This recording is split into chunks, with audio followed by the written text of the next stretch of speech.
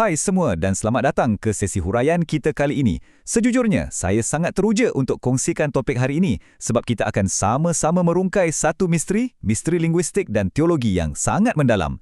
Kita akan menyelami sebuah teks klasik iaitu surah 19 dari Al-Quran atau dikenali juga sebagai surah Maryam. Tapi kita tak akan guna lensa biasa. Kita nak biarkan teks itu sendiri mendedahkan makna sebenarnya kepada kita tanpa sebarang tapisan. Jadi, bersedia semua? Tajamkan minda anda sebab kita akan lihat teks ini dari satu sudut pandang yang betul-betul baru. Baiklah, mari kita selami perkara ini. Sebelum kita pergi lebih jauh, saya nak anda tanya diri sendiri satu soalan ni. Berapa banyak perkara yang kita selalu anggap sebagai kebenaran mutlak, tapi sebenarnya ia cuma budaya atau amalan warisan yang kita tak pernah terfikir pun nak persoalkan? Hari ini, teks yang kita kaji ini akan mencabar andaian asas tu secara terus. Untuk betul-betul faham analisis kita hari ini, kita kena bina satu asas yang kukuh. Teks sumber kita ni sebenarnya buat pemisahan yang sangat jelas antara dua konsep. Pertama, din. Din ni bukanlah agama yang penuh dengan ritual ketat, tapi ia adalah satu cara hidup holistik, satu sistem kebertanggungjawabkan yang berteraskan prinsip universal. Agama pula selalunya dilihat sebagai struktur ciptaan manusia, penuh dengan ritual mechanical dan dogma yang kadang-kadang, anda tahu kan, memecah belahkan kita. Surah 19 ni secara sangat teratur menarik kita kembali kepada konsep din dan menjauhi institusi agama ciptaan manusia tu. Okey, mari kita masuk ke babak 1, sifat tanda-tanda atau ayah. Bertitik tolak dari situ, mari kita perhatikan macam mana teks ini menceritakan respons ilahi terhadap batasan manusia yang sebenar-benarnya. Surah ini bermula dengan memperkenalkan beberapa tokoh sejarah yang berhadapan dengan kelemahan manusia yang nyata. Contohnya Zakaria. Pada usia yang sangat tua, dengan isteri yang mandul, beliau menyeru penciptanya secara pribadi, sangat intim. Dan hasilnya, beliau dikurniakan anak, Yahya. Lepas tu kita ada Maryam, yang mengasingkan diri di sebalik tabir dan menerima berita kehamilan tanpa sebarang campur tangan lelaki. Tapi, apa yang kita betul-betul kena perhatikan di sini ialah coraknya. Peristiwa luar biasa ni semua adalah respons langsung kepada penyerahan diri dan keperluan yang tulus ikhlas. Ia langsung bukan asas untuk mencipta sistem ritual yang baru. Sebaliknya, ia buktikan yang realiti ni sebenarnya melangkaui sempadan logik biasa manusia. Dan tahukah anda, teks sumber ini guna satu perkataan yang sangat spesifik untuk gambarkan tokoh-tokoh tadi dan apa yang berlaku pada mereka. Perkataannya ialah ayah, yang bermaksud tanda. Ini sangat penting ya. Mereka adalah tanda, iaitu sesuatu yang menunjuk jauh melangkaui diri mereka sendiri ke arah satu kuasa penciptaan yang sama sekali tidak terhad. Jadi, surah ini secara tegas meletakkan mereka sebagai tanda yang menghala ke realiti mutlak. Bukan sebagai objek untuk disembah dan bukan juga sebagai pengasas sistem agama. Pendek kata, mereka menunjuk kepada Yang Maha Esa, bukan kepada diri mereka sendiri. Seterusnya, kita beralih ke babak 2, pendedahan linguistik. Sekarang, apa yang paling menarik tentang slide ini ialah kita akan guna kaedah tashrif. Maksudnya, kita biarkan teks Al-Quran itu sendiri yang mendefinisikan perbendaharaan katanya. Cuba lihat pada perbandingan ini. Selama ni, secara tradisionalnya, kita anggap som tu semata-mata puasa fizikal, kan? Tak makan, tak minum mengikut kalender. Tapi bila Maryam menerima kehamilannya yang ajaib, ayat 26 menyatakan yang dia bernazar untuk melakukan som. Dan teks itu sendiri mendefinisikan som Maryam sebagai tindakan menahan diri daripada bercakap dengan sesiapa pun pada hari itu.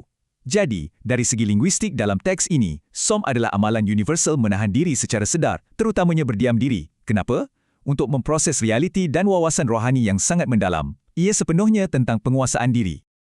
Perkara yang sama juga berlaku pada perkataan solat.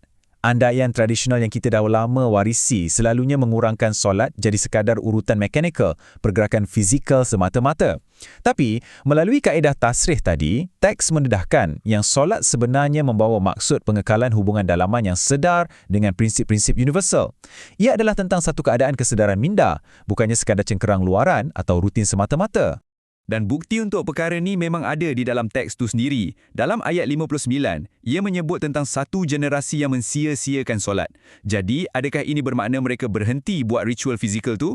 Tidak.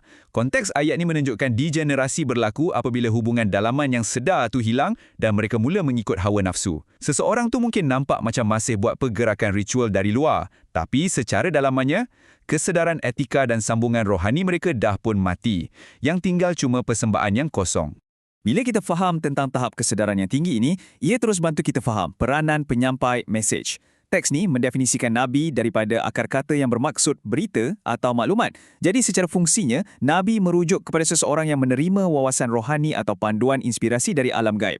Ia satu pengalaman penerimaan yang sangat-sangat intens. Sebab itulah kalau kita perhatikan Zakaria dan Maryam tadi, mereka perlukan saum atau kesunyian tu untuk memproses realiti baharu yang besar ni. Mari kita bergerak ke depan dan lihat bagaimana konsep ini terbina. Walaupun Nabi merujuk kepada individu yang menerima mesej, teks ni menggunakan perkataan Rasul pula sebagai ejen fungsian yang diutuskan. Tugasnya untuk menyampaikan mesej tadi dengan jelas kepada umum. Menariknya, kedua-dua peranan ini sebenarnya bertindih pada individu yang sama, macam yang disebut tentang Musa. Ia bukanlah satu jawatan teologi yang mistik, tapi fungsi murni sebagai penerima dan kemudian penyampai kebenaran. Ini membawa kita ke babak 3, perangkap agama warisan. Pernah tak terfikir, apa akan jadi pada kebenaran yang jelas ni bila ia mula diwarisi dari satu generasi ke generasi yang lain? Dekat sinilah surah 19 bagi amaran yang agak keras. Teks ni dedahkan satu corak perangkap yang manusia selalu sangat jatuh, iaitu sekadar mengikut bulat-bulat apa yang nenek moyang buat. Tapi, teks bagi kita satu contoh penyelesaian yang hebat melalui kisah Ibrahim. Ibrahim langsung tak terima amalan buat berhala bapanya hanya sebab ia tradisi keluarga. Beliau aktif bertanya, mempersoalkan, menguji. Mesej universal di sini sangat jelas. Kebenaran takkan sesekali ditentukan hanya berdasarkan apa yang ramai orang dalam komuniti anda amalkan. Dan cuba perhatikan macam mana teks ni membentangkan proses wahyu. Ia menggunakan perkataan auha yang bermaksud komunikasi langsung. Wahyu ni turun khas untuk individu tertentu, berpandukan konteks peribadi mereka.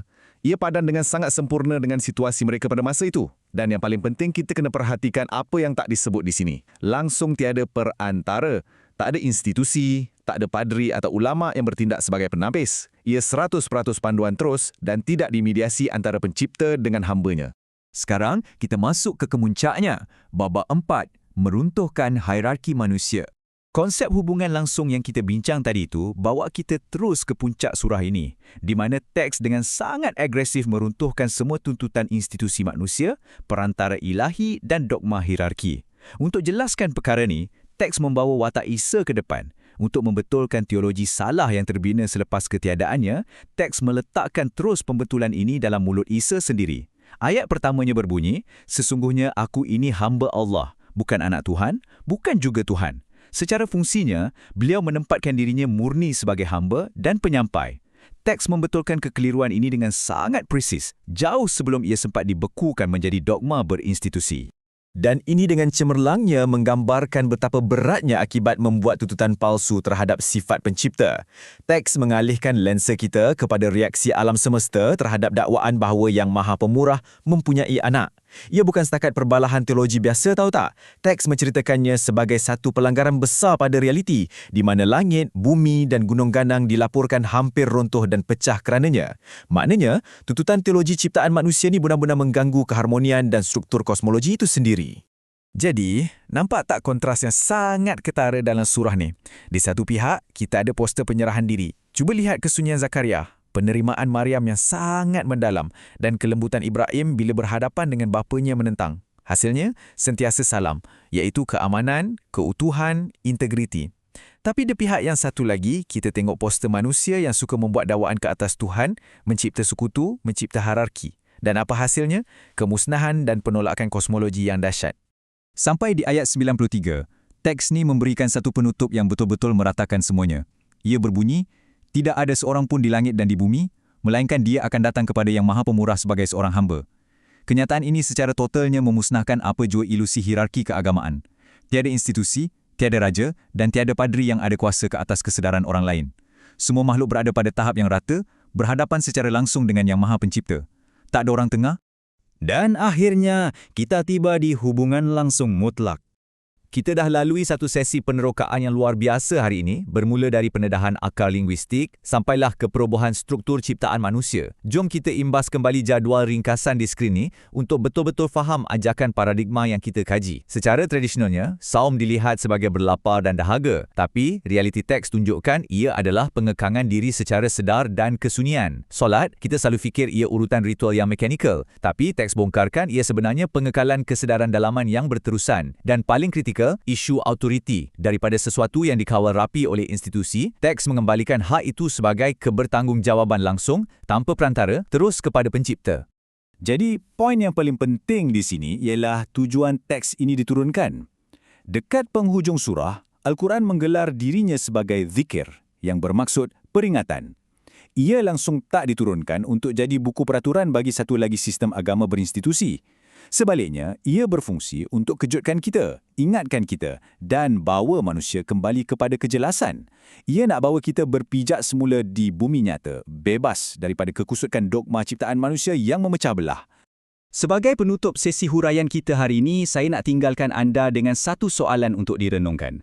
Jika kita lepaskan semua bagasi warisan budaya ni dan mula melihat konsep seperti saum dan solat bukan lagi sebagai beban fizikal, tetapi sebagai strategi pengekalan kesedaran yang tulen, bagaimanakah perkara ini mengubah cara anda mengawal kehidupan harian anda?